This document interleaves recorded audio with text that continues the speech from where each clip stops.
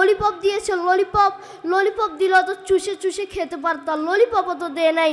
আপনারা বেগুনা আল্লাহ দোয়া করিয়েন কেন? আমি আপনাদের সামনে এখন মা বাবাকে নিয়ে একটি গুরুত্বপূর্ণ আলোচনা করব ইনশাআল্লাহ।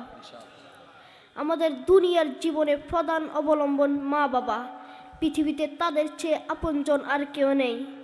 তাদের সাথে সুন্দর ব্যবহার করতে হবে, তাদেরকে মনে কষ্ট দেওয়া যাবে না, তারা যা বলে তা শুনতে হবে। নিজেকে একজন মানুষ হিসেবে দাবি করতে হলে তাদের সাথে সুন্দর আচরণ করতে হবে। আল্লাহ তাআলা তাদের সাথে সুন্দর আচরণ করার নির্দেশ দিয়েছেন। কোরআন মাজিদ সূরা বনী ইসরাঈলের 23 নম্বর আয়াতে আল্লাহ তাআলা বলেন, ফালা তাকুল্লাহুমা উফিন ওয়ালা তানহারহুমা। তোমরা তাদেরকে উফ কথাটিও বলো না এবং তাদের সাথে ধমক দিয়ে কথা বলো না। কিন্তু আজকের এই সমাজ নষ্ট হয়ে গেছে। যেই মাতাকে এত আদর যত্ন করে ছোটকাল থেকে পালতে পালতে বড় করেছেন, সেই মার সাথে সুন্দর আচরণ করে না। হে যুবক, আমি তোমাকে বলছি, কলিজার থেকে বলছি, যুবক তুমি তোমার মার সাথে সৎ ব্যবহার করো।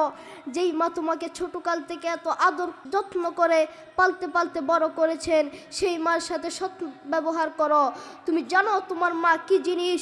তোমার মা যদি তোমাকে একবার বদদুয়া দেয়, তোমার জীবনটাই শেষ হয়ে যাবে, তোমার লাইফ শেষ হয়ে যাবে, ঠিক কিনা? সৌদি আরবের প্রায় যুবকরা তার মা বাবাকে ঘরে রাখার জন্য ঝগড়া করে। এক ভাই আরেক ভাইয়ের সাথে ঝগড়া করে। এক ভাই বলে মাকে আমি রাখবো, আরেক ভাই বলে না মাকে আমি রাখবো। সৌদি আরবের যুবকরা মা বাবাকে ঘরে রাখার জন্য ঝগড়া করে, আর আমাদের দেশের যুবকরা মা বাবাকে ঘরে না রাখার জন্য ঝগড়া করে, ঠিক কিনা? আপনি মাও বোকা, আপনি নাফরমান মা, আপনার ছেলেকে দিন শিক্ষা দেন নাই। আপনি যদি আপনার ছেলেকে দিন শিক্ষা দিতেন, আপনার ছেলে আপনাকে ঘর থেকে বের করে দিত না। আপনি নাফরমান মা, আপনার ছেলেকে দিন শিক্ষা দেন নাই, এই জন্য আপনাকে ঘর থেকে বের করে দিয়েছে। আপনি আপনার ছেলেকে বলেন বাবা তাড়াতাড়ি ঘুমাও, সকালে উঠে স্কুলে যেতে হবে।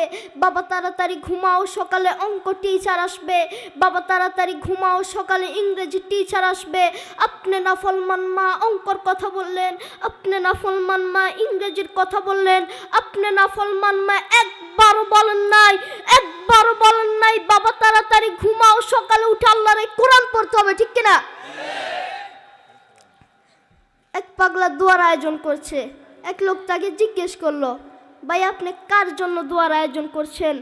লোকটি বলল, নেইমার অসুস্থ, তার জন্য দোয়ার আয়োজন করছি। নাউজুবিল্লাহ, তুমি নিজেকে মুসলিম মনে করো, তুমি নিজেকে মুসলমান মনে করো, অথচ তুমি ব্রাজিল আর্জেন্টিনার পিছনে দৌড়াও। যেই মা তোমার জন্য সারা জীবনটা কষ্ট করেছেন, সেই মার জন্য তুমি কি করেছো? সেই মার জন্য তুমি কি করেছো? কিচ্ছু করতে পারো নাই, অথচ তুমি ব্রাজিল আর্জেন্টিনার জন্য সব করে ফেলতেছ। ব্রাজিল আর্জেন্টিনা তোমাকে এ পর্যন্ত কি দিয়েছে? একটা ললিপপ দিয়েছে, ললিপপ দিল তো চুষে চুষে খেতে পারতাম, ললিপপও তো দেয় নাই। আপনি মা আপনার ছেলের খোঁজ নিয়ে দেখেন, আপনার ছেলে সারাটা দিন ব্রাজিল আর্জেন্টিনার জন্য দোয়া করে, আপনার জন্য এক ফোঁটাও দোয়া করে না, ঠিক কিনা? পৃথিবীতে শান্তি পেতে চাও, মা বাবার সাথে সুন্দর আচরণ করো। পৃথিবীতে শান্তি পেতে চাও, মা বাবার সাথে সুন্দর আচরণ করো। যেই ব্যক্তি মা বাবার সাথে সুন্দর আচরণ করে না, তার মতো নাফরমান আসমানের নিচে জমিনের উপরে আরেকটাও হতে পারে না, ঠিক কিনা?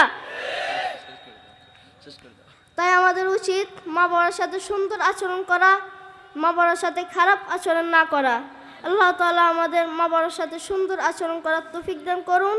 ওয়া আখির দাওয়ানা আলহামদুলিল্লাহি রাব্বিল আলামিন। আপনারা বেগুনা আল্লাহ দোয়া করিয়েন কেন? আসসালামু আলাইকুম ওয়া রাহমাতুল্লাহি ওয়া বারাকাতুহু।